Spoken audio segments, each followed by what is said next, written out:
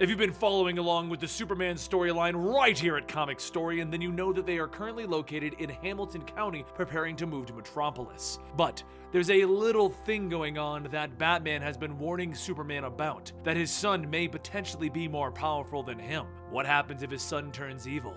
Let's find out today.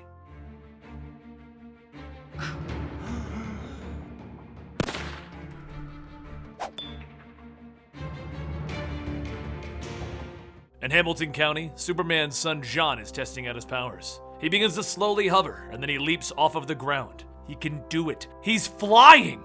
Except he can't, and he falls to the ground. Crypto runs over and he looks at him. Someday, right, boy? And with that, he runs off to have fun. This is Hamilton County, the town that Clark and Lois chose to make their home. It's very similar to Smallville, as it's a backwoods farm town. Everyone knows everyone, and they're all one big happy family in this town. As the night begins to set, John looks out his window to see a familiar silhouette, one of the mighty Batman. This time, John isn't going to get left out as he runs outside in his costume to sneak up behind his father. Superman walks into the barn all suited up and he calls out Batman. "You two can come out now." And out steps Batman and Robin.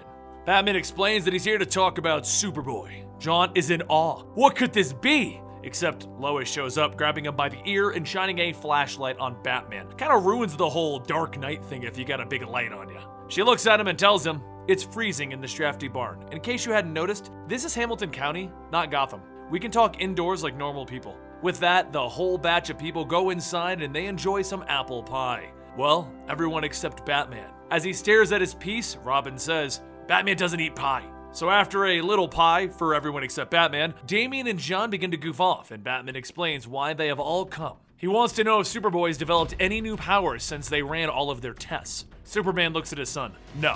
You tell me if you did, right, kiddo?" Batman looks at John with a little device that applies x-rays to him. "That's the problem. John is a little too healthy. He should be completing his transitions by now. Yet there is no change. Basically, his powers should be off the charts." "Are you saying that there is something holding him back?" "Yes, and it may be something environmental." Superman gets a little irritated. "Are you saying that I haven't looked at every inch of this town?" "If I'm right, Clark, John is more of a potential threat, especially if these facts have eluded you. We're gonna find out what's going on as a family, Bruce. This could have worldwide ramifications. You always have worst case scenarios. No matter how you spin it, I won't believe that the world is more black than white. Now, more than ever." And Superman looks at his family. "We need to shine brighter than this, Bruce." Batman ignores that. "What do you feed him?"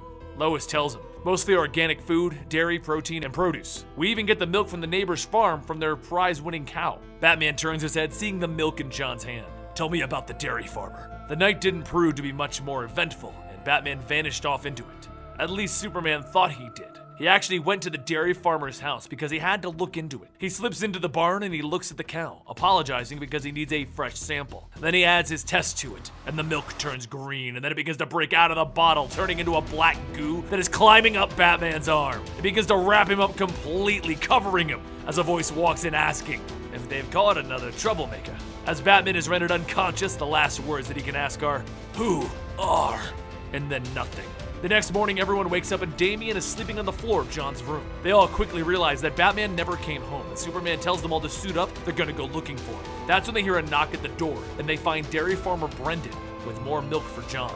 He and Superman exchange a few odd words about John needing some extra help from their family dog, since, you know, you can't always trust Superman to save you. As Brandon leaves the house, he looks at his own dog, stating, "Good boy, keep an eye on John." The dog's eyes glow. Somewhere, someone is watching everything, smoking a cigarette, and this someone knows everything that's happening. "Is it a bat hunt, Prince John?" "Can't say I fancy that.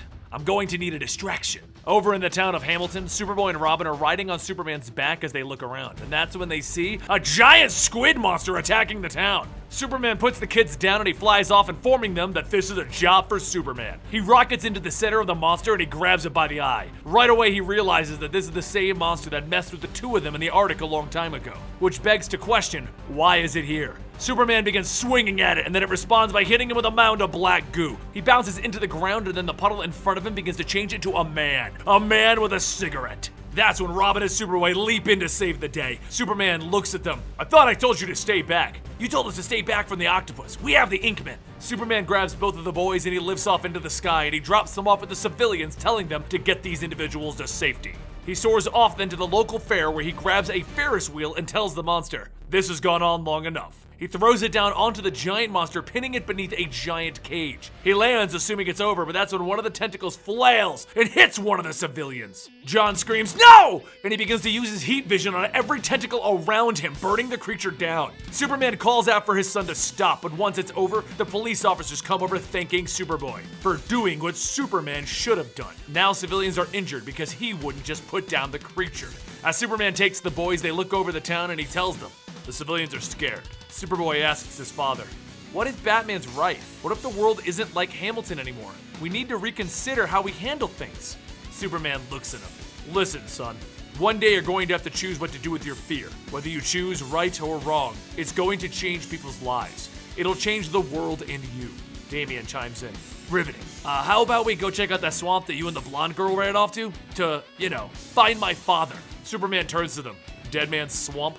John explains that he ran off and he got lost in there and Mr. Cobb found them and saved them. And they all just thought. Superman takes off, leaving the boys there. Cobb never mentioned that, and I don't like that disobeying my clear directions has become a habit for him. Maybe Batman was right. I'm gonna go look into him. You both go home and wait for your mother. Superboy and Robin begin to walk back and they begin to argue as two little boys would. But then Robin jumps on Superboy and they begin to fight. The little blonde girl, Kathy, comes over telling Damian to get off of John. Damian looks up glaring. "You talking to?" And then he begins to get choked and lifted off the ground. "Hey!" She uses her mind to lift him up, much to everyone's surprise. John tries to fire his heat vision at her, but the beams curve around her as she diverts them. The tree behind her ignites and she tells him, "You're just so afraid, John." She smiles as she drops Damian on top of him. "Don't worry, he'll keep us safe until you're ready." And she explains, "John, you're special, more than you know. No one will hurt you, ever, I promise." While this is going on, Superman is walking into the mansion in Dead Man's Swamp. Back at the Kent farm, Lois sees strange lights dancing around and moving in the field. She goes out to find a tree burning down and nobody around it. Worry and dread begins to set in as she calls out for John and Clark, but no one replies. She drives over to the neighbor's house, the Cobb residence, where Kathy and Brendan are. They tell her that they have no idea, so Lois heads over to the site of the attack from earlier. Because just like Batman, John, Clark, and Damian are now all missing. She notices the mayor of the town, the one that was injured in the photos from the attack, walking just fine and heading to the town hall. Being the reporter that she is, she decides to follow and sees her walk into the back entrance. She follows her down some steps and into a room with several monitors, all watching the Kent family and friends. Candace walks down asking Lois what she's doing, so she kicks her and makes a break for it, because she realizes what is going on. The entire town is a lie. Hamilton County isn't real. She runs back to her house to find the mayor and other key figures from the town standing in there waiting for her, holding her emergency Justice League communicator asking if this is what she returned for. She runs upstairs and Mr. Martinez bursts through the floor and he asks, does Superman's wife have a gun? Instead, she blasts him with the gauntlet from the Hellbat suit, a souvenir that she took, and Mr. Martinez falls back to the ground floor telling everyone she's a bit more armed than we thought. She breaks through the wall and begins to climb down the side of the building and run across the lawn, blasting the people trying to stop her. That's when the Batmobile pulls up and opens up. She sees no one inside, but isn't about to turn down a free ride, and she hops in. The computer says that it doesn't recognize her voice, but it does recognize the gauntlet, so she's allowed to drive and weapon systems are live. She goes at breakneck speeds through the fields around them, shooting guns, lasers, and electrical fields at all of the townspeople trying to stop her. They display crazy feats of strength, nearly breaking the windshield, but this is the Batmobile and it shoots them all down. But before she can officially get away, the entire Batmobile is suddenly dismantled mentally, and there stands Mr. Cobb with Lois just sitting in an empty seat. Meanwhile, over at the Dead Man's Swamp house, Superman is lost. There's miles of hallways underneath the house, and he hasn't found Batman or any sign of life. That is until he eventually finds a hatch which leads to a room. One where everyone who has ever tried to help Superman now rests unconscious. Batman, Robin, Frankenstein, and the Bride of Frankenstein are all locked away. Lois looks at Mr. Cobb, trapped in the Batmobile's driving seat, asking, what is even going on? And Superman, during this, is looking at all of the locked away people. He walks over to Damian and sees John not around, even though he left the two boys together. Lois, in her situation, asks Mr. Cobb, why was he so friendly if he just wanted to hurt them? Mr. Cobb looks at the sky. We have no intention of hurting you. This has just been all a part of preparing you. She looks at him. Preparing us for what? A new life? A new world? and she blasts him with the bat gauntlet. He catches his eyeglasses out of midair and he puts them back on his face before he reaches out, crushing the gauntlet on her arm, causing her to scream out in pain. Superman hears his wife scream out in agony and he launches himself into the sky, digging his way out until he comes out of the ground, punching Mr. Cobbs in the back. Mr. Cobbs lands, throwing Rebel at Superman as he catches his wife, and then Superman sees that Mr. Cobb is unfazed. Hello, Superman, or should I say Clark? Superman holds his hands out to stop him, and Mr. Cobb throws more rubble and trees at him. But Superman has had enough. You've been lying from the start. I've never trusted you. Always had a feeling that you were putting on a show. As Superman catches a tree and throws it aside, Cobb tells him that everything is real and it's all for his best interest. But meanwhile, in the basement of some unknown building, John is sitting in a chair staring at nothing but screens showing Superman's failure to save people earlier that day in the octopus fight, and screens showing what is happening right now with Cobb. Whoever is orchestrating this whole thing wants Superboy to see that Superman's methods will not work. People need a new champion. With tears in his eyes, John is forced to watch. Superman picks up Cobb, lifting him off the ground. Where is my son? And then a giant bug appears in the town, breaking apart buildings and rampaging. So Superman flies down, wrapping Cobb up in metal, and then backhands him to put him to sleep. Then he grabs Lois and he takes off to go settle the other issue. Superman flies around saving civilians before he moves in to handle the creature. But that's when he sees something else cutting the creature in two. He flies over to the alien asking what he's doing, and the mayor's voice replies, I was protecting my constituents, Superman. Superman is stunned. Another of the townsfolk is against him, and that's when a giant bat appears rampaging through the town. Superman tries to save more people as another alien appears slaughtering the bat, and another one shows up to help, Dr. Brooks and Officer Haggett. Superman is insanely confused by what is going on at this moment, but that's when another monster appears, and the others tell him not to worry. They are the super elite. Then as John is watching the monster beginning to rampage through the city, he watches as the rubble flies towards his mother, and it slices off Lois's leg. He screams out, Mom! And then he watches as his father rushes over to apply pressure and cauterize it with his heat vision. Tears run down his face as he is watching his mother scream out in pain, and he tries to turn away, but the man from behind him grabs his head, holding it forward. Lois begins to pass out from the pain as she calls out for her son, as Superman looks her in the eyes. Don't worry, baby. I'll find him. But first, I'm gonna get you to the hospital. Superman leaves the scene with the elite watching. The man from before places his hand on John's shoulder as he's crying and closing his eyes. Desperate times call for desperate measures, John boy. Anything less than innocent people are bound to suffer. Your dad and I butted heads over in the past, but he never would see it my way. Had to give up on the big blue Boy Scout. But you are different. You've got what it takes. Black is black, white is white. There's the innocent, and there's the guilty. And Manchester Black says that it's time that we have a new Superman in the town, mate. In the middle of the town, Cobb steps forward demanding to talk to Black. They were supposed to come to this town to protect it, to train Superboy. They were supposed to be safer here, but now there are rift squids coming through the vortex and attacking. Nothing is safer here. Superman drops Lois off at the hospital as Clark Kent, and he makes sure that she is stable, but she wants him to find John. He kisses her on the forehead, telling her that he'll find him, but she was hurt. He had to get her here. She pushes him off, telling him to get up. Right now, she doesn't need Clark Kent. They need Superman, and she needs her son.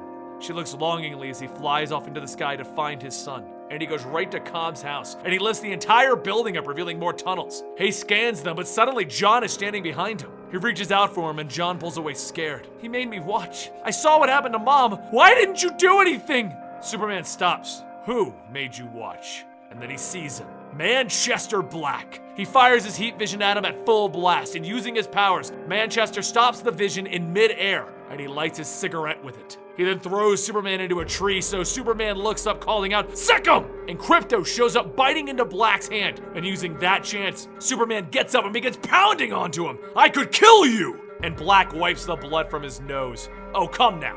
We know you won't. Otherwise, we would be having a toast over the corpse of Darkseid. A real hero would end everyone's suffering. Spare the innocent of their pain. He throws Superman into the tree again, and then using the black goo, he wraps him up and he holds him still. I was playing the long con, blinding the town, grooming John bit by bit, power by power, to grow into a better hero than his dad, until these meddling know-it-alls mucked it up. And then around Superman, the tubes holding Frankenstein and Batman appear. He grabs one of the aliens asking John, have you ever killed a war criminal? Because today's the day. And at that moment, Cobb shows up with Kathy, hitting Black with his powers. I knew you were nothing but trouble. With this moment of freedom, Superman turns to the tubes, breaking them all open, and all of the heroes jump out. Batman asks, "Bad guy in the black?" As always. But before they can do anything, Manchester grabs a hold of the Elite and one little Superboy. He begins to drape them all in the black goo, and he takes over their minds. John calls out, "Superman, help!" And Black hits him with everything. "Don't say his bloody name!" As tears begin to stream down John's face, he's lifted off of the ground in his new black outfit. The darkness of the world's possibilities begin to creep into him, coating his eyes. And Superman looks at Manchester. Didn't Batman have a theory that the son was greater than the father? As Superman sees what's coming, no, please, let's put that to the test. And Superboy Black is rocketing in to hit his father. He hits Superman hard, throwing him off balance right away. Robin runs in, throwing dirt into Superboy's path, causing him to cough. And Batman throws a batarang to try and slow him down, except Superboy is getting stronger by the second. Manchester Black is in his head, pushing his powers beyond their current limits. He bounces back, lunging at Batman, trying to hit him, but Batman dodges and blocks. "I know you're in a dark place, John, but you need to try and find your way out. Innocent lives are at stake." Superman grabs his boy by the shoulder. "Listen to Batman, son. We won't fight you." So Superboy hits his father again. Over and over, he smacks him around as Superman is telling him, "Calm down. Your mother and I." And Superboy stops him. "You liar! You hurt her!" While this is going on, Frankenstein and the Bride of Frankenstein are shooting at the Elite in Manchester Black, until Superboy blasts off Frankenstein's arm. He then freezes the Bride in place, so Batman tells Superman, "Get your son away from this. We'll handle the Elite and Frankenstein." Superman lifts up into the sky and Superboy follows behind him. As they're taking off, Superman thinks back that he wanted their first time flying together to be something special, not something as evil as this. And as Superman tries to dodge, Superboy throws punches, freeze breath, and heat vision. All of them hit, and Superman takes the blows, trying to snap his son out of it. On the ground, Black smiles as he feels that he is winning. And then up above the town of Hamilton, the black goo is ignited and it begins to fall on the whole town. Superman calls out to John, "Let me free of this goo. I could save them all." And John looks at him. "No, I am strong. It's my job now." Superboy Black flies down into the fiery skies, and then he gets in front of the falling, burning black goo to try and stop it. He pushes and he strains himself, trying to save the people, and then he looks up to see Superman coming right for him. "You're strong. I see that now. So you're strong enough to take this." And Trachoom! Superman hits him with everything.